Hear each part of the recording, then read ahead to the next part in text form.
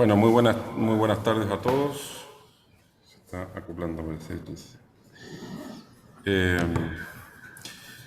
Muchas gracias por estar nuevamente con nosotros. Les damos la bienvenida a todos quienes están conectados por online a través de Zoom y aquí también presencialmente. Les vamos a mostrar una vista aquí de quienes están acompañándonos. Gracias. Eh, para mí, para nosotros como sociedad chilena del derecho a la construcción es un placer y un honor poder estar hoy día con ustedes y presentar especialmente a quienes nos van a acompañar en esta interesante temática que es el manejo del riesgo geológico y geotécnico en contratos de construcción, una mirada a los proyectos y estrategias de contratación. Este es un tema sumamente interesante que para quienes nos dedicamos de alguna manera u otra como abogados, ingenieros, en fin, gestión de contratos y riesgos. Es un tema complejo, es un tema donde usualmente el debate es si regularlo o no en el contrato, de qué manera. Hay distintos tipos de contratos, como ustedes saben, y dependerá del tipo de contrato, si yo ya, digamos, el mandante, el cliente, el propietario, ha hecho ya estudios o no, ¿no es cierto?, respecto de los asuntos de geotecnia, geológico, y de qué manera se regulan en el contrato. Tiene que ver probablemente con temas de previsibilidad de las obligaciones, de si es contractual o extracontractual, los asuntos que eventualmente puedan surgir, en fin. Eh, Hace algunos años atrás me tocó participar en un proyecto de una hidroeléctrica que terminó con el túnel colapsado en más de 3 kilómetros. Me acuerdo que estaba en ese caso regulado contractualmente a través del método de Barton, y las partes se habían anticipado a regularlo de alguna manera con la clasificación de roca, en fin, son temas que además tienen, digamos, un tema relacionado con el tipo de oferta, ¿ah? Cómo se anticipan en contratos, por ejemplo, donde no tienen la ingeniería definitiva desarrollada, cómo se presupuesta una cosa así, ¿ah? Cómo le pongo número al contrato, al precio, ¿ah? Si es que quiero hacerlo, digamos, anticipadamente o son contratos ya de otro tipo, fast track, en fin.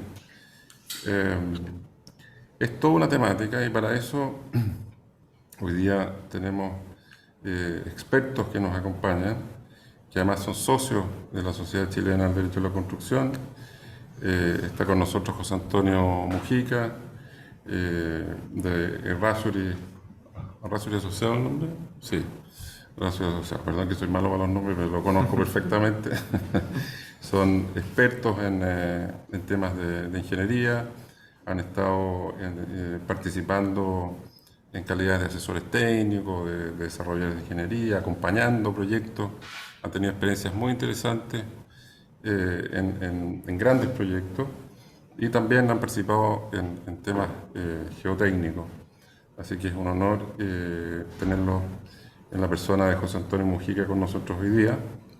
Y también tenemos a Pablo Correa y Lía Tapia, excelentes abogados, socios también de la sociedad, muy expertos en materia de construcción y ingeniería, socios de Ugarte Correa. Así que también un honor tenerlos aquí con nosotros, sin duda. Vamos a aprovechar de su experiencia y poder conocer de todos estos temas que tanto nos interesan. Así que después de esta larguísima introducción, dejo con usted a José Antonio Mujica. Bueno, la presentación está allá. Sí. Vale. Bueno, entonces el tema de hoy día es manejo de riesgo geológico y geotécnico en contratos de construcción. Esto, la idea es dar, bueno, podríamos estar hablando meses sobre este tema, porque da para mucho, hay muchos casos y muchas variables. Pero la intención es dar un pequeño barniz de cómo se identifica el riesgo geológico y geotécnico, algunos aspectos técnicos y cómo esto se lleva a los conflictos que genera. Y bueno, después nuestros super especialistas, que no soy yo, vamos a ver un poco de jurisprudencia y conclusiones. Lo primero es un poco respecto a la identificación del riesgo geológico. En eso, si vamos a la siguiente. Ahí lo puedes ir cambiando. Vale. Primero, entremos un poquito en definiciones para ver de qué es realmente lo que estamos hablando. Pasa que siempre que uno va a construir algo, se tiene que fundar en el piso. Últimamente llega esto, y esto es súper general, o sea, hay casos donde es muy evidente. Si voy a construir un túnel, el riesgo geológico y geotécnico nuevamente es tremendamente evidente porque la obra es ir descubriendo lo que voy a tener. Pero hay casos donde no es tan evidente. Por ejemplo, nos ha tocado un par de proyectos donde uno en un muelle en el mar, existente, tiene que construir una estructura encima. Y al final, a fin de cuentas, igual el dueño va a hacer una modelación de cómo esto le afecta el peso de la nueva estructura, de las cargas y la sismicidad al muelle. Entonces, aunque uno tenga un proyecto completamente nada que ver, o sea, una estructura metálica encima de otra estructura, al final igual, por la ley de gravedad, siempre llegamos al suelo. Y eso es lo que siempre tenemos que estar viendo. Entonces, esto del riesgo geológico geotécnico va a cómo manejar imprevistos, y imprevistos muy entre comillas, porque ahí vamos a decir por qué, respecto a la composición del suelo o de la roca, que ahí ya es la parte geológica, y después cómo esto se interpreta para las capacidades mecánicas, que ya es la geotecnia. O sea, lo primero, bueno, esas dos distinciones que van de la mano, geología y geotecnia, roca o suelo, qué tipo de roca estoy hablando, cómo es su composición química, y después cómo se comporta mecánicamente, que ya es la geotecnia. Y bueno, imprevisto entre comillas porque hay muchas veces que uno sabe, no sabe exactamente cómo se va a comportar, pero sí sé a qué me voy a enfrentar. Y eso es lo que uno lo puede ir más o menos regulando dentro de un contrato. Pero también nos pasa mucho de que hay veces que a conveniencia los contratistas o los mandantes pueden decir esto es imprevisto, o se habla mucho del imprevisto cuando uno dice no, tengo todo un análisis anterior que sea lo que me estoy afrontando. Entonces esto ya no puede ser, hasta cierto punto, no puede ser tratado como un imprevisto, y ahí uno tiene que ir un poco regulando hasta qué punto lo estudio antes de empezar a construir, hasta qué punto dejo algo de riesgo para lo que me pueda encontrar durante la construcción. Y bueno, y el riesgo al final, el riesgo siempre es qué me puede pasar. Entonces lo que uno siempre está actualmente es cómo estos imprevistos nos pueden afectar a los costos, a los plazos de construcción y, no sé, responsabilidades sobre terceros o lo que sea. Dentro de la siguiente, ¿dónde está el riesgo geológico geotécnico? Aquí bueno, es súper evidente en obras subterráneas. De nuevo, cuando el proyecto se trata de descubrir lo que la montaña me tiene preparada, es bien difícil. Aquí la foto de la izquierda, por ejemplo, es un túnel de aducción de una central hidroeléctrica que nos tocó ver el derrumbe hace años en Panamá. Entonces aquí, para hacerlo fácil, uno podría decir, ya, yo esperaba que toda la roca que iba a excavar en este túnel fuera de la roca gris que veo al fondo arriba. Sin embargo, me encontré con algunas capas rojas como la que se ven ahí, y eso se comporta completamente distinto y me trajo todo tipo de problemas. Eso es riesgo. Y en la otra foto que teníamos en la derecha, esa es una caverna para una hidroeléctrica, y en ese caso fue difícil durante la construcción por dos cosas. Primero, cuando ya esta caverna está a una profundidad de más o menos 600, 800 metros dentro de la roca. Entonces, hacer las investigaciones previas es muy difícil y es muy caro, porque uno tiene que perforar un sondaje hasta esa profundidad y ahí empezar recién los análisis. Un sondaje de 800 metros de profundidad a $200 el metro, bueno, con todas las faenas serán $2 millones, y obviamente que una empresa durante la etapa de desarrollo de un proyecto le cuesta meterse la mano al bolsillo solamente para tener una perforación. Entonces, en este caso, Se hizo esta investigación, los sondajes, cuando se estaba más cerca, cuando los túneles de acceso ya permitían estar más cerca, y eso implicó que toda la caverna hubiera que girarla y hubiera que desplazarla, buscando mejores condiciones de roca. Y eso, obviamente, con un contratista movilizado, definiendo diseño, tuvieron que frenar al contratista por un rato, tuvo un impacto en plazo y en costo. Si vamos a la siguiente, sí, que está manejándola ya. La foto de la izquierda es una mina de Codelco que hace un par de años se derrumbó, y ahí también, una mina no tiene, al final hacemos una gran excavación en la tierra, y no se fortifican los taludes, porque si se fortificaran serían inviables por un tema de costo. Entonces, hay un diseño que es cuál es la pendiente más, más vertical que yo puedo tener sin poner en riesgo mi excavación. Y bueno, se dio una condición muy particular que esto se derrumbó. Arriba a la derecha tenemos una obra de una hidroeléctrica, que esta foto durante construcción. Pero esto cuando ahí se construyó un vertedero y cuando la central tenía un par de años de operación, esto se derrumbó.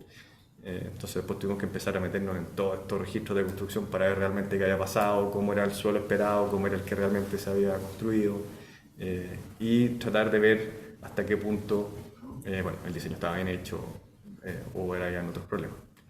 Y abajo, bueno, un parque eólico. En el parque eólico esto es un poco más fácil, también entre comillas, que las otras situaciones, porque en el parque eólico uno tiene que construir una gran fundación para cada torre. Entonces, la superficie que yo estoy trabajando es bastante más acotada. Si yo tengo un parque de 25 torres, también el costo de un sondaje de, qué sé yo, 30 metros de profundidad, 40 metros, es bastante menor a tener que estar perforando para hidroeléctrica 800 metros. Y eso lo hace algo más sencillo. Pero igual es un tema de riesgo. Hay empresas que deciden hacer esta investigación geotécnica antes para dárselo al contratista. Hay otros que dicen no, lo adjudico y ahí investigo. Cada uno maneja su riesgo como le sale más fácil. En la siguiente, estos ya son casos un poco más pequeños de taludes. El de la izquierda es un talud de una carretera y el de la derecha es un talud que se construyó en un conjunto habitacional. Obras muy distintas, pero muy similares. Y los taludes, hay dos casos. Hay uno que uno tiene un cerro y uno le hace un corte en el cerro. Entonces un talud de corte y tiene que un poco ver cómo son las condiciones naturales del cerro para ver si se sostiene solo, si le puedo cambiar la pendiente, si lo fortifico. De ahí ya hay muchas otras medidas que se pueden hacer. Y taludes como estos, que estos dos son taludes de relleno, en que aquí no existía nada y, por ejemplo, ahí donde está la persona parada en la izquierda, y arriba hay una carretera.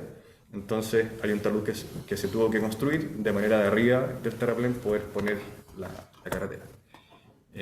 Y eso, cada uno tiene su tipo de desafío. Los dos estos son en la octava región, donde los suelos son malos, donde hay mucha lluvia, y esa mezcla no son octava y novena región. Es bastante difícil de manejar para un proyecto de talud. Entonces también hay que manejar este riesgo de manera de ver hasta dónde yo hago compatible el costo con el riesgo, y de definirlo antes de la construcción o dejarlo para después. En la siguiente, esto es un caso que quise poner porque para nosotros fue bien interesante. Esto es una hidroeléctrica muy pequeña que íbamos a construir ahí, y cuando nosotros llegamos a terreno, esto estaba como en la foto de la izquierda.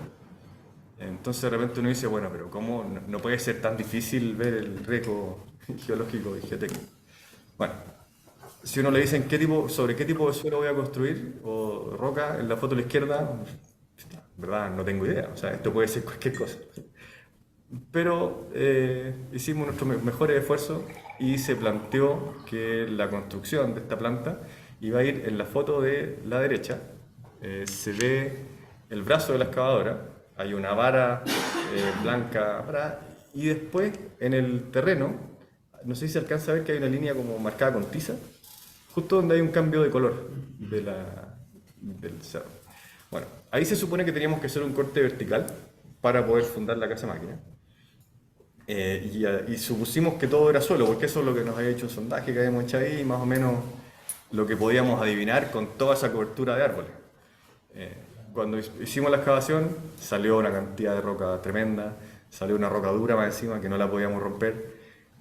Tuvimos que traer explosivos, empezamos a trabajar con explosivos y la roca salió más dura que los explosivos. Entonces al final, junto con los constructores, dijimos, ¿sabes qué? Agarremos toda la casa de máquinas, en vez de construirla aquí, la construimos acá.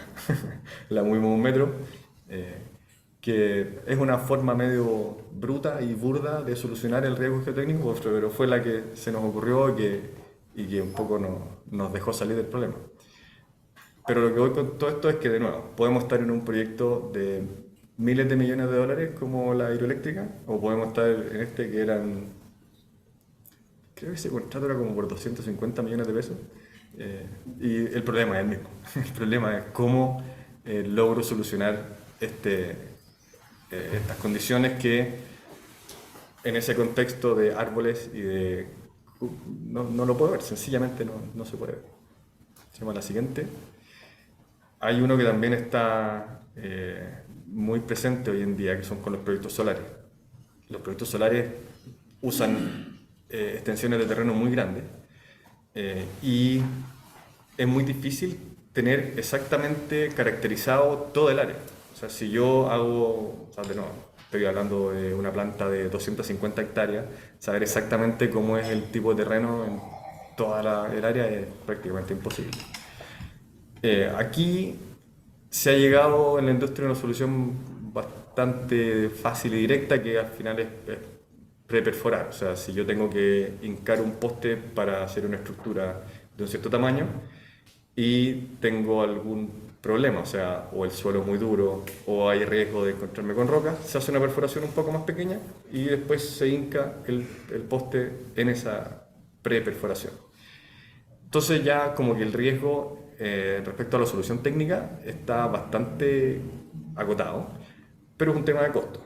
Si yo no hago este pre-drilling que se llama, el costo de esto es solamente hincar el poste, y si yo tengo que hacer el pre-drilling, cada perforación me cuesta más o menos $10, pero si uno lo multiplica esos $10 por los miles de perforaciones que hay que hacer en una planta solar, al final suma una importante. Entonces, de nuevo la pregunta es, ¿cómo lo hago? ¿Cómo lo defino? Hay algunas empresas que dicen, voy a hacer una geotecnia lo mejor posible, de manera de entregarle a mi contratista el riesgo lo más acotado posible y él lo entienda, y lo hacen de esa forma. Y el contratista, ahí está lo difícil, porque por mucho que uno quiera hacer algo muy acotado y muy detallado, siempre va a pasar. O sea, la geología es muy caprichosa. Y ahí el contratista depende también cómo hacer las cosas, pero siempre va a poder reclamar de que no era exactamente como tú me lo dijiste. Y por otra parte, muchos dueños también vemos que dicen, no, ¿sabes qué? ¿Para qué invierto en esto? Mejor le digo al contratista, evalúalo tú y el riesgo es tuyo. Y en ese caso, hay veces que funciona y hay veces que el contratista en su oferta dice, yo voy a asumir esto. Y lo asume y le pone precio. Y si durante la ejecución de la obra esto va más o menos con lo que dijo el contratista, perfecto. Ahora, si el contratista se equivocó y no fue como él pensó que iba a ser o como él había hablado, obviamente va a levantar la mano y pedir alguna compensación. En la siguiente, entonces, bueno, en aspectos de cómo abordamos esto, vemos principalmente tres partes esenciales. Una es la base y suficiencia de antecedentes. Vamos a la siguiente. Sí, eso. Base y suficiencia de antecedentes de diseño, que es un poco lo que venía comentando, de hasta qué punto yo como dueño de un proyecto me preocupo de dar un set de información lo más estudiado posible para que mi contratista sepa a qué ponerle precio y no vaya a tener problemas o sepa a qué afrontarse. O se lo dejo al contratista y veo un poco, después manejo cómo vayan las cosas de construcción. Y ahí eso tiene que ver con con la distribución de riesgos y estrategias de contratación y con la certeza que yo puedo tener o no de los costos y plazos de ejecución de un proyecto. Entonces, en las bases de insuficiencia de antecedentes, y error mío, el segundo punto debiera ir primero que que el primero. Siempre uno, como dueño de un proyecto, va a tener la tentación de empezar rápido, de decir, ya, sé que aquí esto es lo que quiero hacer, lo quiero hacer acá y cotícenme. Y obviamente la constructora se va a poner todo tipo bueno, y ahí uno tiene que elegir una estrategia de contratación, de que mis compañeros van a poder explicarlo mucho mejor que yo. Pero, de nuevo, hay que más o menos enmarcar de qué estamos hablando. O sea, una constructora, primero, decir, bueno, ¿estamos en roca o estamos en suelo? ¿Tengo que ir con explosivos o tengo que ir con una bala? Y después, y eso todo tiene su implicancia en costos y en plazo. Un profesor mío decía, ahora vuelvo al primer punto, de que siempre se paga por una investigación geotécnica. Entonces, es cierto de que cuando uno está en construcción tiene un presupuesto mucho más grande disponible para hacer cosas que cuando está en la etapa de desarrollo de un proyecto. Pero esta frase va a que si yo decido no hacer una investigación geotécnica y dejársela al contratista, la voy a pagar igual. La voy a pagar antes o después y la voy a pagar porque se la tengo que pagar al contratista para que él haga una buena ingeniería, o se la voy a tener que pagar porque algo va a salir mal y voy a tener que pagar el precio igual. Entonces, al final no es un tema de cuánto, sino que es un tema de cuánto. Otra cosa que uno también tiene que tener claro, hay distintos tipos de empresas. Por aquí estábamos pelando algunas antes. Y es que hay unas que quieren tener todo exactamente mapeado de casi cada centímetro que voy a construir, en qué se va a fundar. Y hay otras que, de nuevo, como decíamos, son un poco más laxas y menos conservadoras, de decir, ya, bueno, aquí hay un riesgo y casi que veamos cómo distribuimos los riesgos de esto, pero no le interesa tanto tener total certeza del área donde va a construir.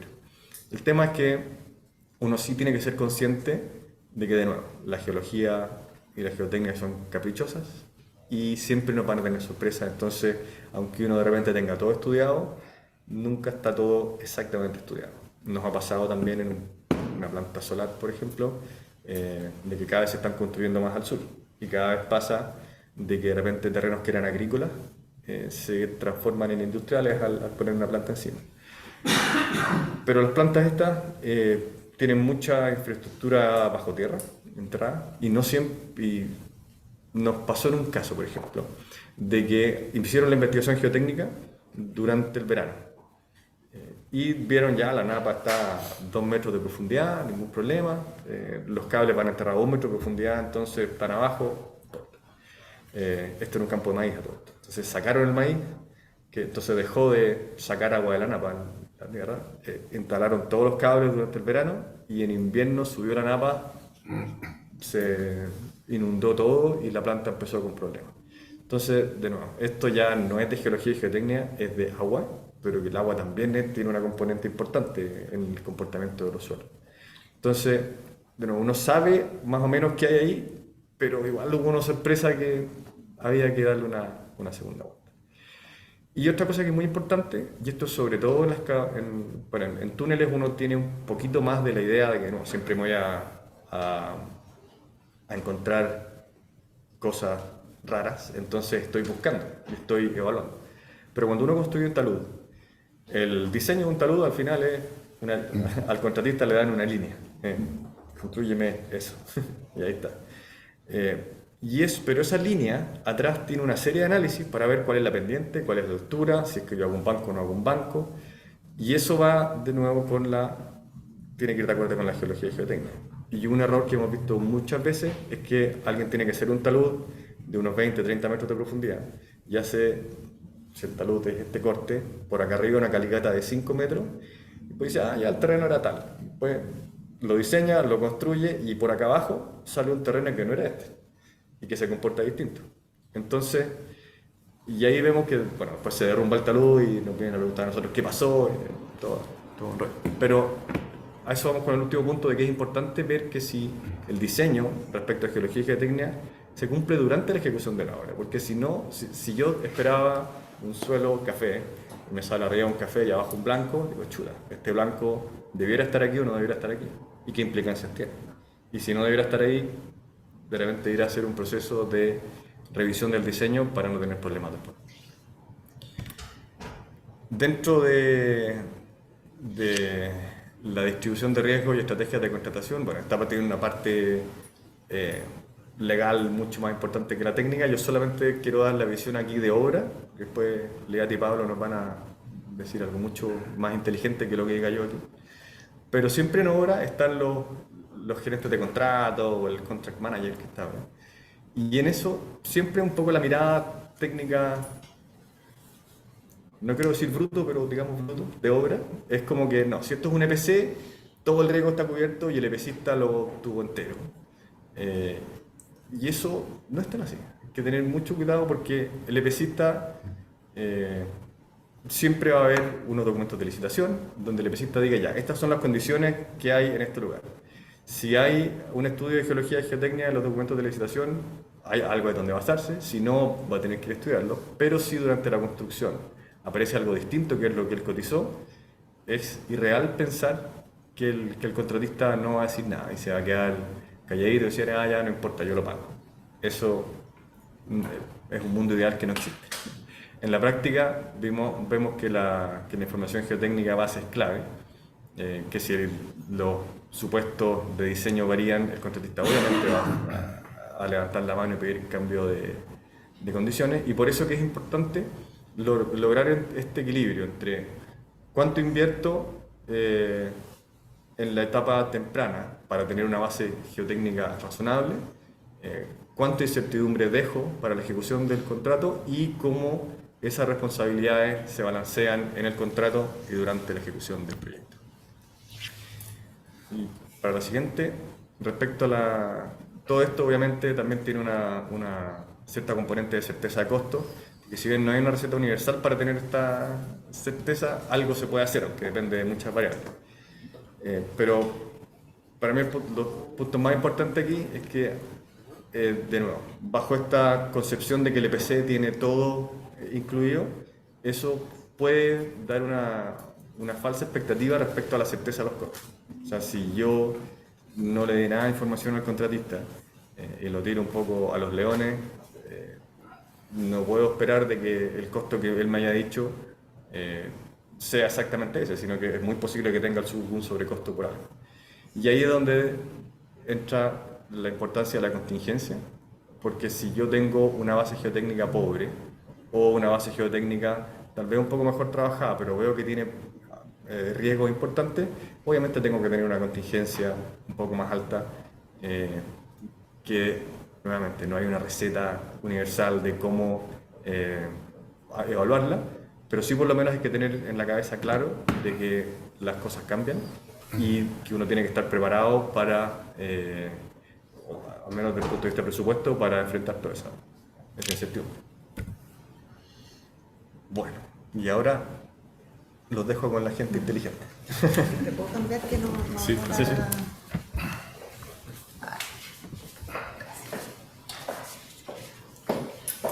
Yo te voy cambiando otro programa. ¿Ahí mismo? Sí, Súper. sí. Bueno, buenas tardes a todos y gracias a la Sociedad Chilena de la Construcción por la invitación. Estamos muy contentos de estar acá. Después de esta gran presentación y aterrizaje de qué significa el riesgo geológico y geotécnico en los proyectos y cómo se ve esto desde la práctica, nos gustaría hablar un poco qué pasa ya desde el lado más legal y jurídico, y también de ciertos criterios jurisprudenciales, casos prácticos en donde vemos que se verifican estos riesgos y cómo han ido resolviendo en uno u otro sentido las cortes y también los tribunales arbitrales. Cuando hablamos del riesgo geotécnico, geológico, lo vemos de repente desde un punto de vista abstracto, pero obviamente esto cobra importancia cuando estos riesgos se verifican, cuando ocurren en la práctica. Y ahí es cuando comienzan los conflictos, ¿cierto?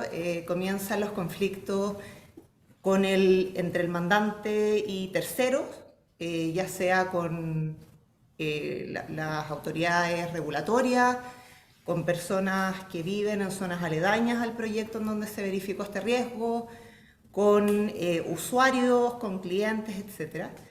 Y también comienzan obviamente los conflictos entre el mandante y el contratista, ¿cierto? Y nos vamos a centrar en este último punto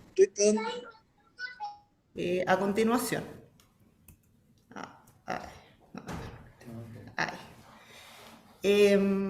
Entonces la pregunta frente ya a un conflicto desatado es ¿quién asume el riesgo? ¿De quién es el riesgo?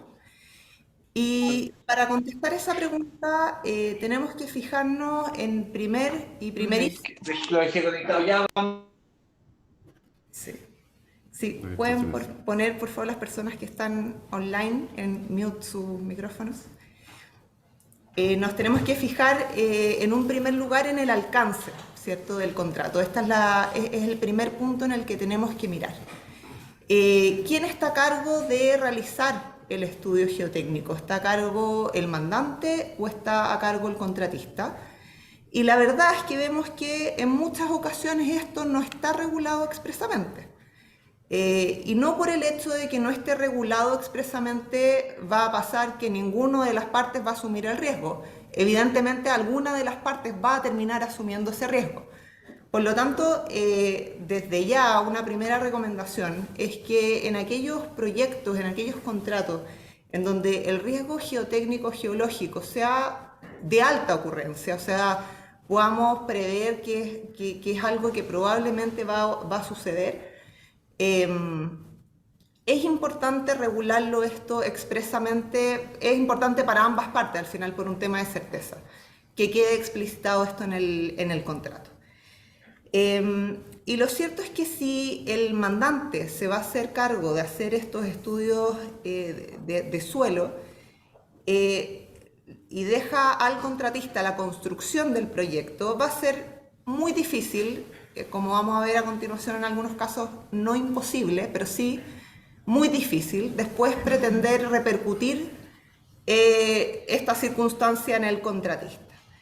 Y por lo tanto, si así lo decide el mandante, es una buena recomendación también evaluar sistemas de incentivo y castigo a aquella empresa encargada de hacer este estudio de geotecnia en definitiva. Por ejemplo, estableciendo cláusulas penales en el caso de que se verifique algún riesgo no previsto en ese informe de geotecnia, o estableciendo premios en caso de que no se verifique.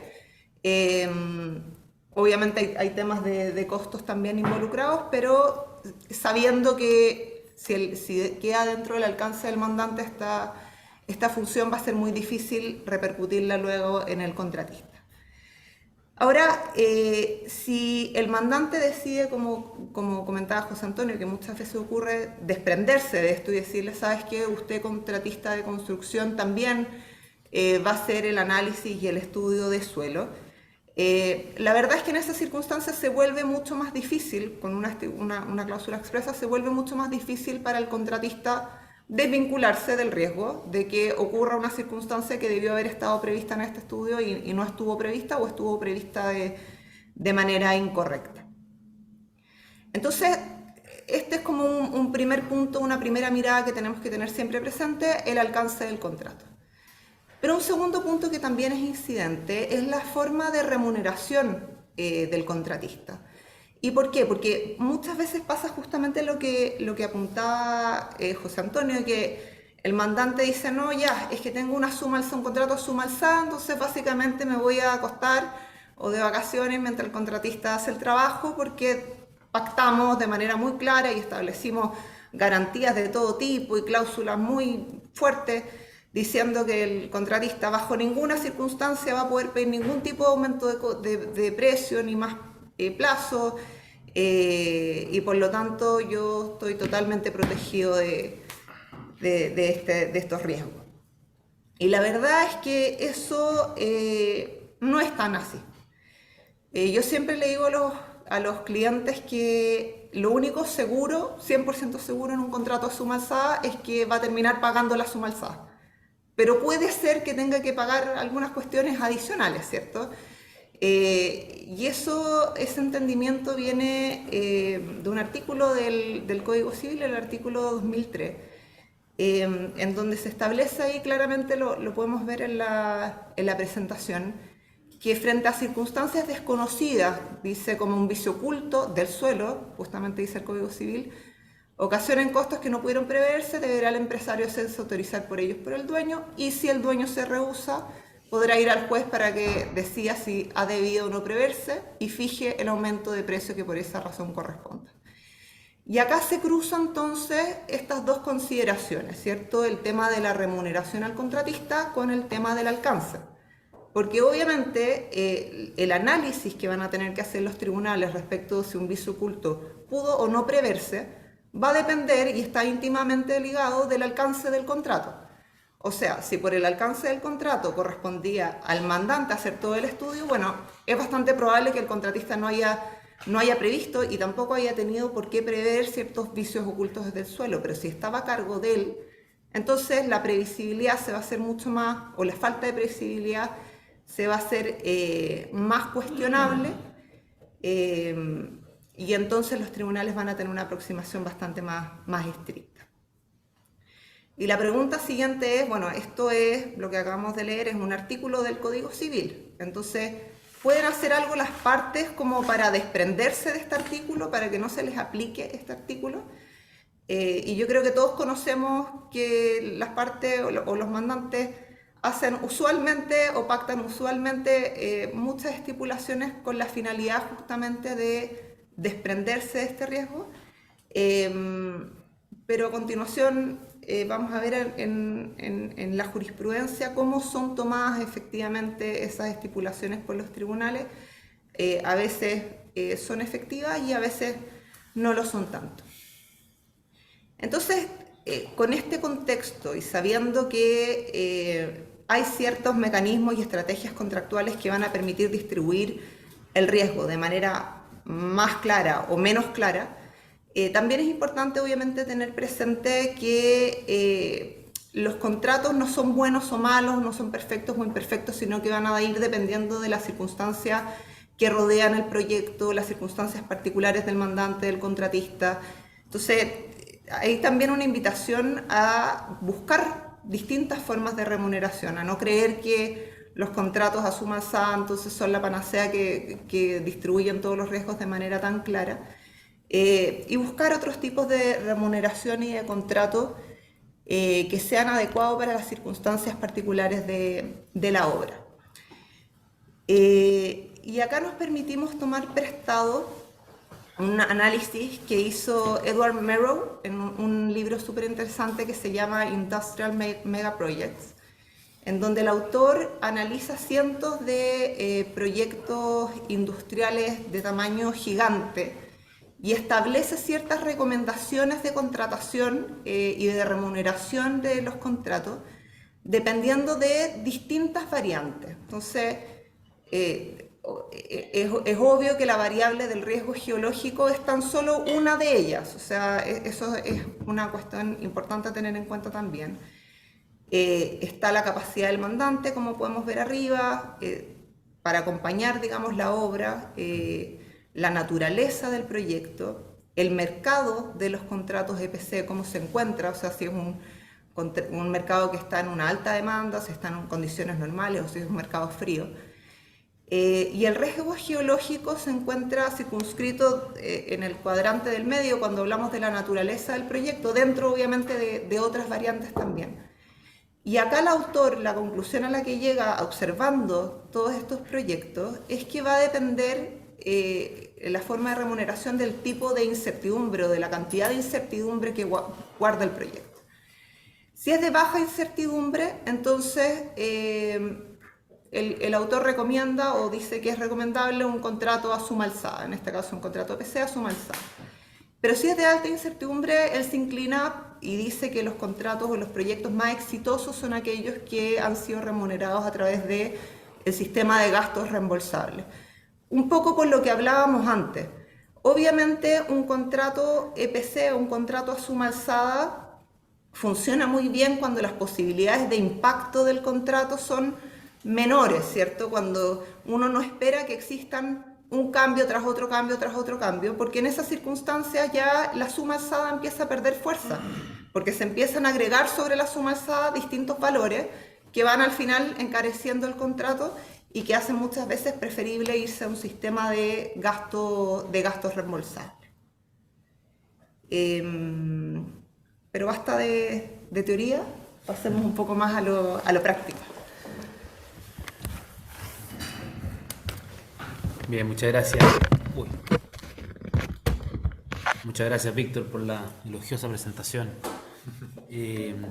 Yo quiero hablar un poco del análisis que nosotros hicimos de cierta jurisprudencia en estas materias, para ir viendo, a propósito de algunos casos que me gustaría comentar, cuál ha ido siendo la mirada de los tribunales respecto de estos riesgos, los riesgos del suelo, los riesgos geológicos, que tienen un factor que anticipo que es relevante de considerar, que tienen un nivel de oscuridad para las partes bien grande. Es decir, no se trata acá de que alguien ocultó un antecedente que no fue claro, sino que generalmente aparecen después y nadie lo sabía. Y como decía Leal, alguien va a tener que hacerse cargo muy posiblemente en un evento de que ninguna de las dos partes genuinamente conocía o sabía de ese riesgo. Aquí, no sé si puedo correr, ¿no? Para sacar la barrita. Eso es. Verdad. Este primer caso es un caso de construcción en el cual el constructor, según el contrato, tenía que asumir todo gasto de cualquier naturaleza que se produjera y además renunció el constructor en el contrato a pedir cualquier aumento de precio, reclamar cualquier perjuicio que sufriera, una cuestión muy amplia y en general. Y a pesar de esto, el constructor, a pesar de tener esta cláusula que cualquier abogado la ve y dice, bueno, esto limita cualquier cosa, demandó al mandante por los costos adicionales que le había supuesto ciertas obras que había tenido que ejecutar a propósito de, precisamente, defectos en el suelo que había encontrado. Y los tribunales, a pesar de esta cláusula y del rigor que tenía la cláusula en la literalidad, señaló que a pesar de ser a suma alzada del contrato, no se impide esto que el mandante deba pagar los costos adicionales por los defectos del suelo. ¿Por qué? Porque no tenía cómo conocerlo sino hasta cuando recibió la obra. O sea, aquí el hecho de estar ocultos los defectos en el suelo fue una razón determinante y la Corte Suprema estableció que tenían que ser soportados por el mandante y el fundamento jurídico que utilizó fue que si no existiría un enriquecimiento sin causa. Es decir, acá, más allá de lo que diga el contrato, su contrato es muy bonito, señor mandante, pero aquí resulta que el constructor no tenía cómo saber, él pudo conocer el texto recién cuando le entregaron el sitio, ¿no es cierto?, después del contrato, de modo que si usted carga al constructor con esto, va a estar incurriendo en una hipótesis de enriquecimiento sin causa. Finalmente, y esa fue la vuelta que encontró la Corte para llegar a un poco soslayar el rigor de esta cláusula contractual. Hay un voto disidente interesante que lo menciono acá, porque bueno, los votos disidentes de la Suprema siempre hay que mirarlos con ojo, ¿no? Pero además porque anticipa una intención jurisprudencial que vamos a ver en otro fallo, que dice, no, mire, aquí este es un contrato que hubo con licitación, el mandante, o sea, el contratista fue a la licitación y pudo hacer las preguntas, pudo hacer las averiguaciones y debió entonces realizar todos los estudios pertinentes porque él sabía que el contrato que iba a suscribir le obligaba a este nivel, ¿no es cierto?, de responsabilidad, de modo que usted, antes de firmar el contrato, le dieron la oportunidad, tiene entonces que desplegar, ¿no es cierto?, la diligencia para detectar todas estas. Ese es el voto disidente que resulta interesante en este caso. Después. Otro fallo que va a una línea más o menos similar, pero acá es interesante cómo la Corte también le busca una salida a algo similar. Acá una empresa constructora demanda al Serviu para que le pagara unos costos asumidos por ciertos costos adicionales por defectos del suelo. El Serviu se defendió diciendo, mire, esto es suma alzada, no es mi problema, tiene que asumirlo usted. Y demandó a esta empresa Serviu, ganó el Serviu ganó la empresa en primera instancia, la Corte de Apelaciones revocó el fallo, pero la Corte Suprema volvió a imponer el fallo en primera instancia y condenó al Serviu con alguna matiz, porque en este caso, y la Corte lo que dijo fue, mire, acá incluso no había una cláusula contractual, acá había una declaración del mismo constructor de haber visitado el sitio, de haber estudiado el relieve, la topografía, la calidad, las características superficiales, las características geológicas y climáticas. O sea, declaró el constructor que había revisado todo eso. Y la Corte le dijo, igual sabe que esa declaración suya no puede tener el efecto de hacerlo responsable de lo que quedó al descubierto después. Es decir, acá se termina igual imponiendo por esta vía, incluso en contra de una declaración de garantía, incluso que podría pensar que es más que la cláusula o algo equivalente por lo menos, porque el defecto quedó al descubierto después. Aquí hay... Ahí pasó. Aquí hay otro fallo, que lamentablemente es un arbitraje que se acaba de cerrar, por lo tanto es confidencial, no puedo entregar más información que esa, pero hay un criterio muy, muy importante, y esto está un poco alineado al voto disidente de la Corte Suprema que yo mencionaba antes, porque aquí se verificó en un contrato de construcción, con un componente de movimiento de tierra muy relevante, una discrepancia entre lo que decían los documentos técnicos que entregó el mandante respecto a la calidad del suelo. Entregó documentación que era contradictoria, entregó dos documentos que decían cuestiones diferentes respecto a la calidad del suelo, y el suelo terminó siendo distinto a esa o en el marco de esa contradicción, y sufrió perjuicio y retraso y debo hacer obras adicionales el contratista. El tribunal le pidió un perito, el perito analizó esto y dije, mira que hay una contradicción entre la información que entregó el mandante, de modo que esto es un riesgo que tiene que asumir el mandante, va a tener que el mandante pagar la obra adicional y los costos derivados de esto, ¿no? Pero el árbitro en su sentencia, la verdad es que no acogió la tesis del perito. Y es interesante, más allá de la opinión que podemos tener acá, que son todos expertos en estos temas y van a saber ponderarlo, pero el árbitro lo que señaló fue, mire, la constructora participó de este proceso de licitación, dijo que era experto, y en su calidad de experto debió analizar, y sabía además, una licitación, no sabe cómo hacer el contrato, ¿no es cierto? Una licitación le dicen cuál va a ser el alcance de la obligación que va a tener, entonces el tribunal arbitral dijo aquí, usted sabía a lo que se iba a tener que obligar, de modo que debió, y se dijo como empresa experta, debió desplegar una conducta y debió analizar previamente toda la información que le entregara que le pudiera a usted permitir advertir todos los riesgos que asumía, incluyendo estos posibles riesgos derivados de esta información contradictoria. Si le entregaron información contradictoria respecto a la calidad de los suelos, usted debió ponderarlo porque un experto debió analizar los antecedentes así. Entonces, es un giro interesante porque se quiebra un poco respecto a lo que hemos venido viendo, de que los fallos en general le imponen, salvo que se haya informado, el riesgo del suelo al mandante. Aquí hay un caso también bien interesante y hay una vuelta también de la Corte Suprema también destacable. Aquí el contrato decía bien expresamente que el prestador, es decir, el contratista, tenía toda la responsabilidad de las obras, los imprevistos adicionales, las obras extraordinarias no consideradas que surgieran al momento de la ejecución de las obras. Es decir, de nuevo, el contratista se hacía cargo de todo. Y ocurrió un caso, no sé si habrá sido el mismo que comentaba José Antonio, aparecieron napas subterráneas. Y entonces, bueno, el contrato decía que toda contingencia y que toda obra adicional tenía que acogerla el contratista demandó por la obra adicional que le supuso la aparición de estas napas subterráneas, y ahí la Corte Suprema valida la interpretación que hicieron los jueces de grado acá, que fue bien interesante porque los jueces no desconocieron la cláusula, sino que lo que dijeron es que había que entender el alcance de una cláusula como esta, que más allá de la redacción que uno podrá comentar, pero de una cláusula que es bien clara en el sentido de excluir todos los riesgos y de traspasar todos los riesgos al contratista. Dijo, la interpretación que le dieron los tribunales fue el alcance de esta cláusula tiene que ser solo respecto con obras que digan relación con la obra encomendada. Es decir, no puede alcanzar esta cláusula aquellas obras o trabajos que no tengan relación con la obra originalmente encomendada, y obviamente los trabajos de reparación o de control de la aparición de napas subterráneas no tienen relación con las obras encomendadas, y por lo mismo la Corte eludió la aplicación de esta cláusula al caso concreto.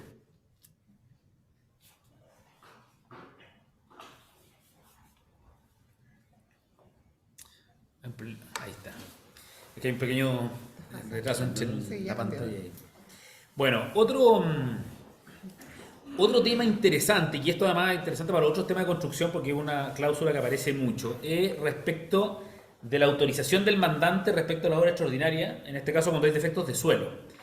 Aquí en el contrato se estableció claramente, cosa que se establece en muchos de los contratos, que las horas extraordinarias van a ser pagadas en la medida que sean autorizadas previamente por el mandante y en los términos que el mandante autorice, porque si no, el mandante tendrá el riesgo o el temor de que el contratista se escape con los tarros, ¿no? Esa es un poco y que ejecute obras en exceso o innecesarias. Pero la verdad es que todos sabemos, y que en la aplicación jurisprudencial tradicional que uno ha entendido es que en general, si las obras se ejecutan y son útiles al proyecto, se obliga a que el mandante las pague igual, porque más allá que no las haya ordenado o si faltó alguna formalidad. Pero en este caso es interesante porque acá la Corte, en el caso de la Corte de Talca, conoció un caso de este tipo, verificó que las obras adicionales por problemas de defectos de suelo se habían realizado, pero no habían sido previamente autorizadas por el mandante y ordenó que no se pagaran esas obras. O sea, consideró que la autorización dada por el mandante era necesaria, era intocable.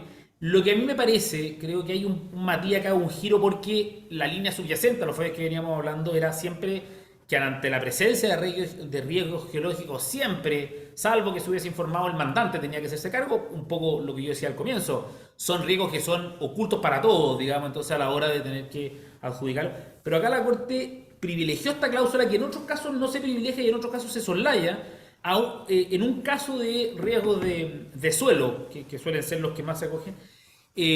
La Corte impuso acá el no haber realizado este aviso. Y creo que esto tiene una connotación práctica que es interesante de tener en cuenta, porque en general las obras derivadas de defectos del suelo son obras que se hacen con emergencia o con urgencia, ¿no es cierto? O sea, se está cayendo el talud, hay que recurrir a cierta obra de inmediato y las autorizaciones de los mandantes a veces no son tan rápidas o no son tan rápidas lo que los contratistas quisieran. De modo que este precedente es complicado porque resulta que con esto yo soy el contratista y no hago nada y dejo que el talud se me venga abajo porque resulta que después me van a decir que haber ejecutado esa obra sin autorización no son de mi responsabilidad. Entonces es un criterio interesante por lo polémico quizás y porque además toca un tema que se verifica en muchos casos de construcción, que es la autorización previa necesaria por escrito, etcétera, de las obras. Y aquí me quiero detener simplemente en los dos últimos fallos. Ya me salgo un poco del tema contractual propiamente tal y voy a algunas implicancias de los riesgos geológicos. Aquí hay un caso interesante, un recurso de protección que se presentó aquí en la región metropolitana, una zona precordillerana, una empresa que estaba haciendo movimientos de tierra y faenas constructivas desde el año 80, y los vecinos presentaron un recurso de protección por riesgo de derrumbe, eventualmente por un sismo, por el movimiento de tierra, por el riesgo geológico de su trabajo, aduciendo de que no es claro el recurso en que hayan habido afectaciones o manifestaciones concretas, pero aparentemente la empresa estaba excediendo los límites donde podía realizar estos trabajos y eso suponía en abstracto un riesgo constructivo. La empresa demostró que cumplía con los estándares técnicos, efectivamente aparentemente estaba construyendo más allá del límite de lo que debía cerca de la ciudad, pero con los estándares técnicos demostró que nunca había tenido problemas, que incluso en el terremoto del 2010 el talud, que era vecino a las viviendas afectadas, a las viviendas recurrentes de protección, no había sufrido problemas. Y la Corte acogió el recurso de protección y paralizó la faena por este riesgo geológico potencial. No se estaba derrumbando el talud, pero las detuvo igual. Y acá estableció un criterio importante, o subyace un poco al raciocinio de la Corte, que en el fondo acá lo que se fijó fue el cumplimiento o no de la normativa. Más allá de, mire, se está trizando o no el talud, o se está derrumbando o no, se ve bonito o mal, puso la jurisprudencia o los jueces sus ojos en el cumplimiento no de la normativa. Y parece ser que ahí hay una aproximación de los tribunales en este tipo de temas de riesgo geológico a ver o a tenerse de manera o poner su atención en el cumplimiento no de la normativa, más allá de otras consideraciones factuales, porque en realidad aparentemente, y lo decía un poco también José Antonio, es muy difícil saber siempre la causalidad de estas cosas, es muy difícil saber si van a ocurrir o no, de modo que, pongamos los que somos abogados aquí varios, un tribunal que no tiene idea, digamos, de riesgo geológico, dice, bueno, yo tendré que exigirle que cumpla no con la normativa, y acá no cumple con la normativa, entonces se asumió que había riesgo geológico y se ordenaron detener la faena. Y esto está en línea con un caso antiguo del año, quizás en derecho privado no es tan antiguo, pero el año 90, el fallo es del 2001, pero el rol es anterior. Aquí se produjo un derrumbe en la pirámide, en el año 94, en la pirámide de Américo Vespucio, y afectó algunos autos y los afectados demandaron al fisco por falta de servicio. La sentencia implementada se acogió a la demanda, pero la Corte de Apelaciones de Santiago revocó el fallo diciendo que había sido esto fuerza mayor. Entonces, ante la pregunta de por qué el derrumbe en este caso fue o no fuerza mayor, la Corte no fue a las causas del derrumbe, como que aparentemente eso no está, o nos escapa un poco a los abogados, que eso nos queda grande, sino que la Corte fue a ver y dijo, mire, aquí yo asumo que acá no hay falta de servicio, porque el camino se construyó con las normas internacionales correspondientes, yo veía que no había trizadura, no se veían problemas, así que asumo que fue y adjudicó esto al caso fortuito. No fue a ver las causas, no hizo un estudio geológico que le dijese que esta había sido caso fortuito, no, sino que vio que se habían cumplido con los parámetros constructivos, entonces asumió que todo lo que ocurría fuera de eso era entonces una cuestión geológica incontrolable, lo que creo que podrá ser discutible como todas estas cosas, pero resalta un poco que la mirada de los tribunales está siempre en una mirada mucho más normativa que práctica y que factual real, probablemente por la dificultad que esto tiene, y los peritos nos tendrán que ayudar a los abogados a poder escudriñar eso, digamos. Esas son algunas líneas, hay muchos fallos y otras cosas interesantes, pero hemos seleccionado esta. Bueno, como un poco conclusiones, queríamos ver, bueno, lo que hemos visto es que esto es subjetivo, es de una naturaleza muy subjetiva y bueno, a mí me pasa que yo soy ingeniero y cuando empecé a ejercer ingeniería me aburrí porque era muy objetivo, era todo el rato resolver la misma ecuación y por eso después estudié geología que era más subjetivo y era un poco más entretenido. Yo pensé que iba a estudiar derecho. No me dio para tanto. Y por eso mismo esta subjetividad, no existe un esquema perfecto para manejar el riesgo geológico y es importante, pero sí es importante revisar caso a caso, tratar de mitigar el riesgo, entender que no se puede eliminar y entender de nuevo que para mitigarlo se requiere inversiones, ya sea por el lado de hacer más investigación y tener una base geológica, geotécnica mejor al iniciar un proyecto. Y lo otro es flexibilidad. Flexibilidad tanto al hacer el contrato como en la gestión del contrato. Porque de nuevo, por eso decía al principio que podríamos pasar meses aquí hablando de casos y casos, porque hay muchísimo de cómo es riesgo lo que está metido. Y a la vez, bueno, en muchos de los casos que dice Pablo, al final el tribunal, muchas veces decimos de meter a hacer un estudio geológico, está el riesgo de que esto se caiga y que yo dañe a alguien más. Entonces con eso paro la faena, ya tal vez apreciación personal, buscando la excusa de una normativa, pero como es riesgo hay que entenderlo, no hay que tenerle susto, hay que tratar de dimensionarlo y mitigarlo lo más posible, pero entendiendo de que igual siempre va a estar ahí. Y eso, bueno, en una etapa temprana del proyecto va a depender mucho del dueño del proyecto y de sus stakeholders, que se habla tanto hoy día, que de nuevo accionistas, financistas, comunidad, el grado de certeza que se quiera llegar respecto de este riesgo, con información de diseño y con el presupuesto de obra. Y lo último por mi parte es que es muy importante hacer un buen levantamiento de estos riesgos para que se tomen decisiones informadas y no se topen con sorpresas entendido como accidentes, derrumbe, deformaciones, grietas, lo que sea. Y la otra sorpresa, que es la que a ningún mandante le gusta, que es la que ya cuando empiezan a haber problemas de costo y plazo. Yo no lo paso acá. Y por el lado más jurídico. Y por último, como principales conclusiones, efectivamente el riesgo no se puede eliminar, pero no se puede pensar que no va a ser asignado a alguna de las partes, así es que especial consideración a la forma de pactar el alcance del contrato, especialmente en proyectos en donde el riesgo geológico o geotécnico sea elevado, y la forma de remuneración. Esa va a ser la forma más probable, explicitándolo, de que el mandante termine no cargando con este riesgo frente a su verificación, y como contrapartida va a ser el contratista quien deberá excluirlo en su contrato, tratando de ser lo más claros, más transparentes posibles con esta situación. Las declaraciones y garantías que se puedan incluir en los contratos sirven, no son indiferentes, pero en general la jurisprudencia las han entendido dentro del contexto de la información disponible y de lo que era previsible y no de manera aislada por el solo hecho de estar en el contrato.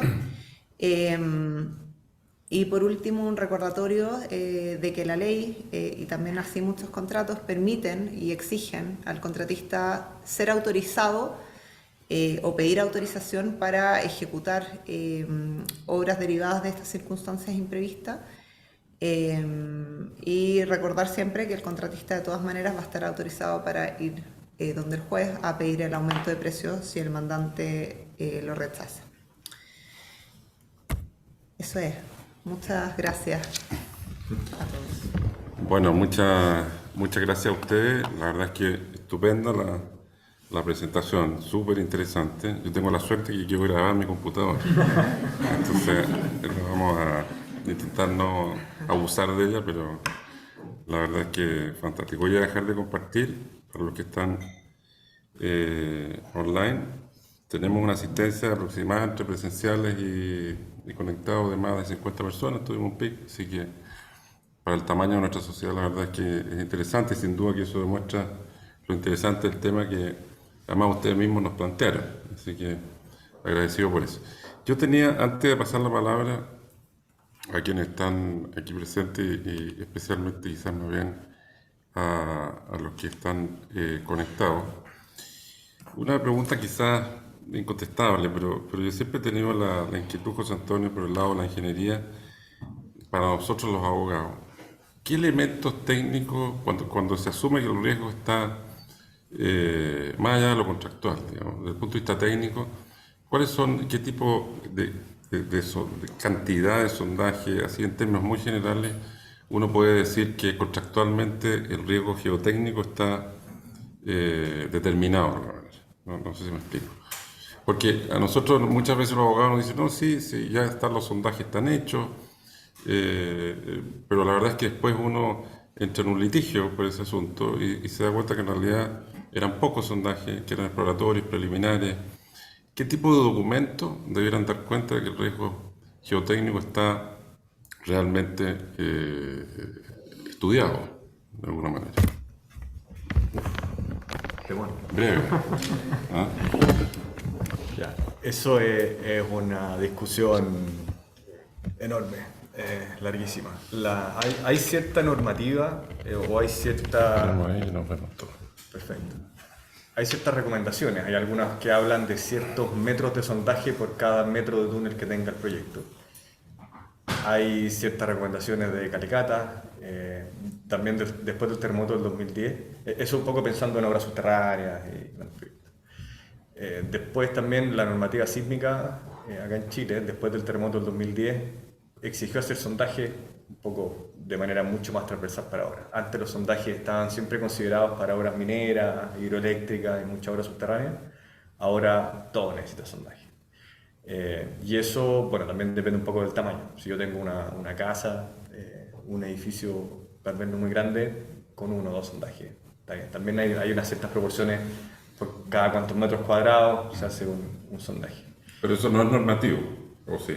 La norma... En términos de cantidad de sondajes o de métodos para regularlo. La norma sí que no estoy seguro si tiene una cantidad de sondajes. Sí dice que el sondaje tiene que tener 30 metros bajo la profundidad de fundación, pero no estoy seguro si pone una cierta cantidad de sondajes por cada metro, por cada cuantos metros cuadrados de planta de edificio. Perfecto. Lo otro, eso es lo entretenido de esto, que es subjetivo y que no hay normativa. Entonces, depende mucho de... Y no echan la culpa a los abogados que son así, pues. Bueno, los ingenieros tienen que hacerse pega de alguna forma. No, pero va a depender, o sea, en un proyecto de túneles que tengo 5 kilómetros de túneles y todo está más o menos con una formación homogénea, todo en una misma formación geológica, uno podría, y uno espere comportamientos similares, se puede hacer poco. O sea, se pueden hacer pocas investigaciones pensando que todo va a ser homogéneo. Casos así, un poco muy... más o menos actuales. y esto es bastante sabido en la industria, así que creo que no me meto en ningún problema si lo digo. El proyecto Alto Maipo, que tiene 75 kilómetros de túneles, se hizo con 4 o 5 sondajes, muy poco. El proyecto Los Cóndores, que tiene 14 kilómetros de túneles, tenía 20. Entonces, ahora, un dueño maneja su riesgo geológico, geotécnico muy distinto como lo hace otro. Los dos proyectos se construyeron más o menos las mismas formaciones geológicas, aunque están bastante separados. Igual, cada uno tuvo sus problemas, pero a mí siempre me pareció súper decidor esto, o sea, para dos magnitudes completamente distintas, uno hace mucho, otro hace poco. Y no, hay 1000 cosas. El túnel de los Cóndores, por ejemplo, va al lado de un camino internacional, entonces tiene un acceso mucho más fácil a lo que tenía Alto Maipo. Llegar a una máquina de sondaje donde estaba Alto Maipo era más difícil, los túneles donde estaba Alto Maipo son más profundos, entonces también está la componente costo, tengo que perforar muchos más metros de algo que no me interesa para llegar realmente a lo que me interesa. Entonces depende mucho, para cerrar un poco. Existen siempre algunas recomendaciones generales de cuánto estudiar, pero va a depender mucho de cómo cada proyecto específico y cómo cada dueño decida mitigarlo. Perfecto. Y para los abogados, una pregunta vinculada a los contratos IPC, ¿no es cierto? O los contratos donde la ingeniería de alguna manera está entregada al contratista. Bueno, eso pasa en el contrato de concesión de obra pública también, en fin. Pero más que eso, en el EPC, donde supuestamente el mandante no tiene que aprobar la ingeniería, sino que toma conocimiento de ella porque ha transferido los riesgos, ¿no es verdad?, de esa ingeniería. ¿Hasta qué punto, en caso de que las circunstancias geotécnicas de un túnel, por ejemplo, que está contratado bajo una modalidad EPC, tiene circunstancias imprevistas de roca, en fin, que hacen que, digamos, hay una controversia entre mandante y contratista respecto de la metodología para subsanar esos inconvenientes, ¿no es verdad? Entonces, ¿hasta qué punto el hecho de que el mandante instruya digamos, una condición distinta a la que sugiere el EPCista, en términos de solución constructiva, diferente de la que está sugiriendo el EPCista bajo su riesgo, es un quiebre de las responsabilidades del contrato EPC? No sé si me siguen la pregunta, porque claro, supuestamente el riesgo está endosado, de alguna manera transferido al EPCista, pero han habido casos donde el mandante dice: no, de la manera como tú me estás recomendando, de alguna manera desarrollando la ingeniería y la solución asociada a ella, no es suficiente, por ejemplo, un choque con perno, sino que vamos a hacer un hormigón armado aquí. Y finalmente instruye una solución a lo mejor menos costosa, porque está pensando en su patrimonio, y el contratista usualmente propone lo más costoso, ¿no? Entonces, ¿hasta qué punto esa intromisión del dueño libera responsabilidad o no al contratista por haber instruido una solución distinta a la que recomienda el contratista? Para cualquiera de ustedes. Bueno, la verdad es que en una situación así, yo creo que con una probabilidad alta, algún árbitro o tribunal va a considerar que ahí hubo una intromisión o una modificación del alcance del contratista en ese punto, y que por lo tanto, de manera bastante razonable, creo yo, si el contratista sugiere algo en base al alcance que tenía y el mandante, como mandante que tiene la facultad de hacerlo, dice: ¿sabes qué? No, lo hacemos de otra manera. En el fondo él va a asumir las consecuencias de que después, el día de mañana, vaya a haber algún problema asociado a esa instrucción que dio. Esto se ve bastante no solamente en temas de intromisión de alcance, sino que muchas veces los mandantes tienen mucho miedo de interferir de cualquier forma en la ejecución de la obra, porque eso pueda interpretarse como una desviación del riesgo de un lado al otro. Y eso obviamente en ciertos casos está justificado, en otros casos genera que las partes puedan colaborar o colaboren menos de lo que debería en la ejecución, justamente por este miedo de intervenir y que haya un cambio en las responsabilidades de una parte a la otra. Sí, se ve harto eso, es un fenómeno complejo porque ocurre mucho eso también en las garantías, por ejemplo. ¿No? Me salgo un poco del tema de la construcción, obviamente, pero pasa lo mismo cuando hay una garantía sobre una construcción o sobre un equipo y resulta que el mandante interviene en él y ya perdió la garantía. Entonces, creo yo que esto produce una cierta ineficiencia al final, porque en el fondo yo creo que los mandantes no se quieren meter y tratan de no meterse porque en el fondo, y la jurisprudencia en esos otros casos también más o menos va hacia allá. Si es que el mandante da la instrucción, bueno, es el dueño de la obra, además, finalmente lo va a hacer. Vamos a ver cuando se le pasó el dominio de los materiales, pero va a terminar haciendo. Entonces, la instrucción es de él, bueno, él asumió el riesgo, entonces es demasiado radical a veces. Creo que se ve bien también en el caso de la intervención de equipos, por ejemplo, complejos, industriales, que quizás el mandante interviene el equipo o la obra muy menormente y después el constructor o el contratista dice, no sé, yo no, ya no me hago cargo de acá en adelante, perdió la garantía porque cuando no necesariamente es así, a veces la intervención era eficiente económicamente para el desarrollo del proyecto. Perfecto, muchas gracias. Voy a bajar el computador porque se transformó en nuestro micrófono. No sé si hay alguien aquí, Juan Eduardo Figueroa. Bueno, quería antes que nada felicitar Pásalo a si ustedes, quieren. muy interesante toda esta temática y la verdad que el tema da para mucho. Ahora, más que hacer una pregunta, lo que quería era hacer un comentario y también contar una experiencia mía como árbitro en estas materias, porque creo que compartir en una mesa redonda si esta experiencia es útil, digamos.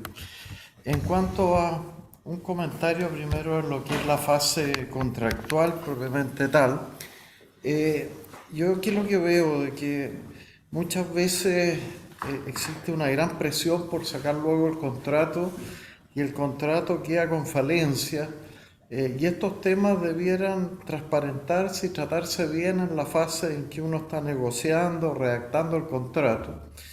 Y dentro de eso creo que las buenas prácticas internacionales debieran ayudar en esa línea.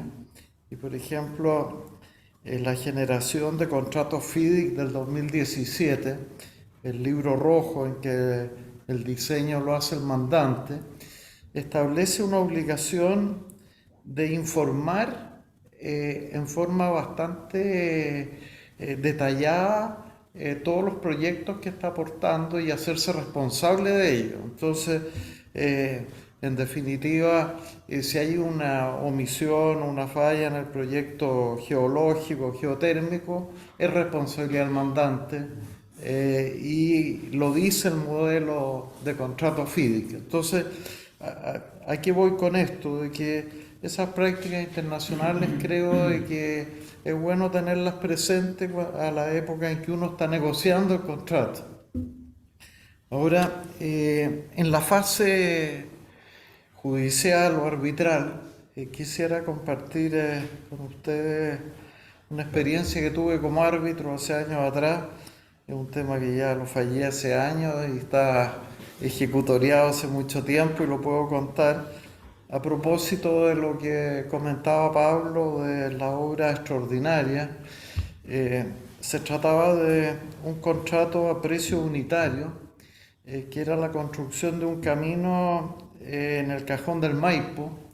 Era un camino que conectaba con la vialidad, el camino que va al Cajón del Maipo. Y en definitiva, la gran discusión fue de que hubo que dinamitar mucha roca por las condiciones geológicas del terreno y habían hecho una estimación y se terminó dinamitando el doble de roca. Entonces salió el doble y no se habían seguido los protocolos del contrato para cobrar obras extraordinarias, como había pactado un honorario por precio unitario. En el fondo el constructor le echó para adelante nomás. Y a mí me tocó fallar como árbitro ahí y era bien fina la discusión porque el contratista decía, mira, a mí el manual de carretera me obliga de que tengo que prevenir cualquier riesgo y aquí pueden haber riesgos de avalancha, estamos en una zona montañosa y me obliga a ejecutar obras adicionales. Y el mandante decía, mire, aquí había una estimación y usted se salió y resulta que dinamitó el doble de metros cúbicos, entonces, ¿por qué voy a tener que responder yo? Entonces, al momento de que tuve que fallar, en base a los peritajes que se hicieron, el criterio que empleé fue un poco lo que explicaba Pablo de la utilidad de las obras, ver más que el cumplimiento tan estricto del protocolo del contrato, si se habían pedido las autorizaciones al mandante o no, hasta qué punto estas obras habían sido útiles o simplemente el contratista le había echado para adelante. Y en definitiva habían de los dos. De todo lo que reclamaba, habían obras que no se justificaban y habían otras que sí. Ordené pagar las que sí estaban justificadas. Pero lo cuento esto porque de alguna manera uno piensa que un contrato a precio unitario es bastante acotado lo que voy a tener que pagar, pero no es tan así. Cuando hay riesgos de este tipo o cuando hay situaciones en que el estudio no se había hecho con mucha profundidad, son situaciones que ocurren. Entonces, yo creo que la lección es de alguna manera cuando uno está en la fase de negociación del contrato, elegir bien el contrato en función del avance de los proyectos, de ingeniería de detalle y todo. Y mi experiencia como árbitro es de que muchas veces lo que uno echa de menos en los arbitrajes es que la prueba no es muy contundente, en que no se llevan los tracks de información y el detalle que debiera llevarse, y eso en definitiva construir la prueba después con desfase en el tiempo es bien difícil. Eso. Muchas gracias, Manuel. Felipe Correa. Yo quería hacer una pregunta a Pablo y a Liat. ¿Qué prevenciones ustedes creen que se podrían incluir de manera general en los contratos para evitar estos tipos de riesgos, o por lo menos para mitigarlo? Por sobre todo en el análisis jurisprudencial que dijiste, que mencionaste tú, Pablo, me imagino que deben haber saltado algunas variables que bien uno puede incluir en los contratos y por lo menos poner algunos cortafuegos que impidan caer en esta evaluación imponderable de riesgo al principio de un contrato. Sí. La mirada con la que me quedé después del análisis de la jurisprudencia, también de lo que podrá comentar también, yo creo que hay un componente especial acá que es un riesgo que está siempre un poco oculto, que de alguna manera un poco puede no ser culpa tampoco de nadie, ¿no es cierto? Porque es algo que tampoco el mandante va a saber. Y a partir de ahí hay una tendencia que creo que es clara de la jurisprudencia de asignar este riesgo siempre al mandante salvo excepciones. De modo que mi recomendación, un mandante se quiere liberar de esto, tiene que explícitamente transmitirlo y plantearlo así. O sea, no basta decir que el contratista se va a hacer cargo y que va a tener que revisar bien y que sabe el terreno y que lo conoce y que estuvo antes, que es el cuarto proyecto que hace en la misma industria. Tiene que decir que él se va a hacer cargo de los riesgos del terreno. Otra cosa es que van a hacer los contratistas si van a querer cotizar y qué precio, ¿no? Con ese riesgo, digamos. Pero la verdad es que yo mostré ahí varios fallos que por anga o por manga los tribunales incluso eludían con fórmulas más o menos ingeniosas, en algunos casos, cláusulas contractuales que eran claras. O sea, la literalidad de las palabras de que los contratos, de que los abogados podemos hacer, como que llegan a su tope, ¿ya? Y también hay una cuestión interesante que mencionaba también la Liat respecto a lo que está en el artículo 2003, no sé si lo quería. Porque el artículo 2003 lo que dice es que el mandante siempre puede ir a pedir el aumento de obra, ¿no es cierto? Y que el contratista va a tener que el contratista lo puede ir a pedir y el mandante lo puede negar, y si se lo niega puede ir donde el juez, ¿ya? Entonces también es importante ahí explicitar, ¿no es cierto?, respecto a estos costos para el mandante, que el silencio frente a no acceder a una obra adicional por defecto constructivo no termina el problema ahí, porque el texto del Código Civil dice: si el contratista enfrenta una obra adicional, que será un defecto de suelo, ¿no es cierto?, puede ir a pedirle al mandante más precio y el mandante tendrá que pronunciarse. Y después dice que si no se pronuncia, tiene que poder ir donde el juez. Y muchas veces los contratos dicen: oiga, usted, si es que tiene una obra adicional, en este caso por defecto del suelo, si tiene una obra adicional, tiene que ir a pedirse al mandante, y si el mandante no se lo autoriza, entonces la obra no se hace y perdió. Pero el Código Civil dice otra cosa, dice que el mandante el contratista, perdón, puede ir a pedírsela, si es que no le dan respuesta satisfactoria, al juez, o sea, puede mandar en el juicio. Entonces, ahí yo creo que hay que ser explícito también, decir en que el silencio del mandante o la no respuesta del mandante significa que se rechaza la obra o se entiende que no corre, porque el artículo 2003 tiene un poco, y quizá era un poco lo que comentaba Juan Eduardo antes de la resolución de su fallo, tiene un poco le da una salida al contratista, o sea, le da la oportunidad al contratista de ir al mandante y después sin ir donde el juez. Y ese es otro elemento que tiene que quedar bien zanjado, creo yo también, que me parece que se mira poco, en general no sé.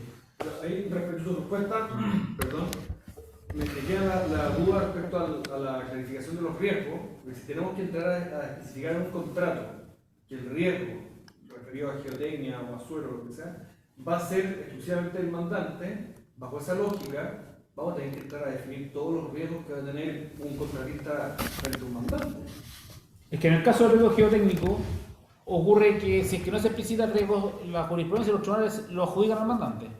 En el fondo, lo que yo decía, los riesgos, no es que el mandante no le dijo algo, y generalmente no se sabe. La mayoría de los casos, los que yo vi, no son de que el terreno era un pantano y se veía una cosa y resultó que el mandante le mintió para que le cotizaran menos y le dijo, ya es un problema tuyo que hay agua. Sino que son cosas que surgen después.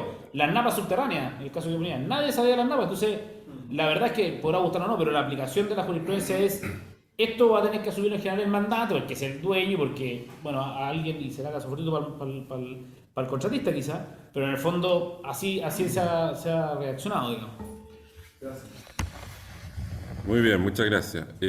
No sé si aquí hay algunas acotaciones. Pablo Farías, por ejemplo, dice: como antecedente no hay mínimo de sondaje, tampoco una distribución de las respectivas muestras.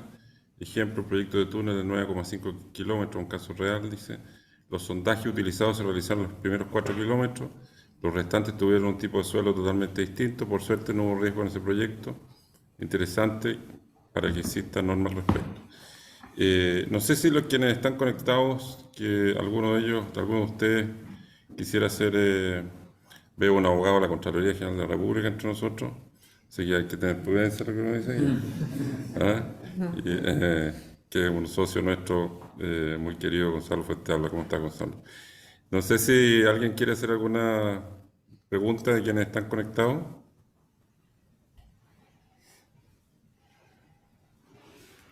Parece que no. ¿Alguien de los que está aquí presente tiene alguna duda, acotación, comentario? Yo quiero hacer un comentario. Yo también me tocó participar en el proyecto Alto Maipo. Preséntate si quieres. Sí. Hola, ¿qué tal? Jorge Castro por acá. Sobre Alto Maipo, lo que hizo el dueño, Gener, tomó como base la experiencia y los registros geológicos de toda la geotecnia que se habían encontrado en el proyecto Alfalfal. Lamentablemente no fue así, fue muy disímil. Y la mayoría de los túneles estaban mucho más profundos. No era comparable. No eran comparables, pero se tomaron de eso y asociaron y dijeron ya, tomando más o menos un racional, los mismos porcentajes y tipos de roca. Fue totalmente distinto, y además se le agregó que por la profundidad se generó el problema que tiene un nombre técnico, y es que es estallido de roca. La roca, cuando está con mucha carga arriba, más peso, más de 1000 metros de cerro, está equilibrada, pero cuando usted empieza a hacer un hoyo, un túnel, se desequilibra y empieza a estallar, literalmente. Y eso fue algo que nunca se previó. Entonces los costos se fueron todas las nubes, no sirvieron las definiciones técnicas dadas de las secciones de túnel, de reforzamiento, todo cambió. Entonces al final, como fueron todos, fueron 2 contratos de PC para túneles y uno para montaje, uno de esos terminó en arbitraje, pero el que siguió se terminó renegociando con ellos con un gran EPC para que tomara todo lo que era túneles y obras civiles. Y todas las diferencias que estaban ahí se zanjaron en esta negociación, porque muchas cosas no se pagaban y quedaron pendientes porque no estaban definidas a la luz del contrato. Entonces, yo lo quería comentar, complementando lo que se dijo, y bueno, fue lo mejor que pudieron hacer y había, obviamente, por la gran altura de los cerros, colocar una máquina para hacer un sondaje sobre los cerros a más de 1000 metros, no hay ni siquiera cómo llegar ahí. De hecho, ese proyecto tuvo muchos problemas también con agua subterránea, intrusión de agua, que nunca en Alfalfal hubo ese nivel de caudales. Un túnel colapsó, se perdió. Lo otro interesante del proyecto es que es la primera vez que se usan en una cordillera tan joven, geológicamente hablando, 10 tuneleras. Nunca antes visto. 10. Unas con excelentes resultados, otras un desastre porque avanzaba más rápido el método tradicional de drill and blast. Había otras que había una semana que estaba detenida completa. Les quería compartir porque en realidad se escucha mucho de ciertos grupos interesados en decir cosas que en términos entre comillas ecológicos que no vienen al caso, pero ese proyecto tuvo muchos problemas, sobre todo de la geología. Y se tomaron un montón de resguardos y por eso el costo se disparó. La dureza de la roca estaba contractualmente de acuerdo al que establecida. Estaba definida. Sí, estaba definida. Pero el efecto de estallido de roca no está definido. Entonces, estallido de roca es otra cosa. Entonces, bueno, les quería compartir eso porque es una experiencia interesante. Sí. No sé si alguien más tiene una pregunta, estamos dando ya por la hora. ¿Tiene un comentario final? No. Vamos aquí para que se puedan ver los expositores, son los más importantes. Bueno, agradecerle a José Antonio que se mueve por ahí, ¿cierto? A Pablo y a Lía. Una vez más la compañía, sinceramente muy interesante el tema, es un tema en desarrollo, sobre todo las citas jurisprudenciales que hicieron muy interesantes y siempre queda el desafío de alguna manera de apuntarle, por decirlo de alguna manera, al tipo de contrato, dependiendo obviamente de la ingeniería, de la información que se tenga o no y de quién quiera asumir o no los riesgos respectivos. Así que muchas gracias a todos quienes nos han acompañado de alguna manera u otra y será hasta una próxima oportunidad. Gracias a usted, Asociación también por la invitación. Un gusto. Encantado. Estamos preparando para nuestros socios algunas actividades de fin de año que ya se las vamos a comentar. Nuestro director Rodrigo Riquelme, por ahí lo vi que estaba conectado. Estamos preparando bajo su coordinación un encuentro de fin de año de observatorio judicial. Nosotros hemos estado, a través del trabajo de coordinación de Rodrigo, estamos sacando de vez en cuando algunos informativos, boletines, con análisis jurisprudencial. Y lo que queremos hacer a fin de año es, el año pasado hicimos congresos, así que quedamos un poco exhaustos, digamos, de grandes convocatorias, y el congreso lo hacemos cada 2 años. Pero sí queremos hacer este año un tema más planteado en el asunto judicial, ¿no es cierto? Muy en línea con lo que ustedes han planteado respecto a los temas que vimos hoy día. Así que vamos a cursarle las invitaciones. Y además queremos hacer un evento de camaradería también para poder conversar, porque finalmente hay ingenieros, abogados, arquitectos, en fin, y con algunos invitados que queremos invitar en esa oportunidad para poder compartir nuestra respectiva experiencia. Así que muchas gracias nuevamente a todos.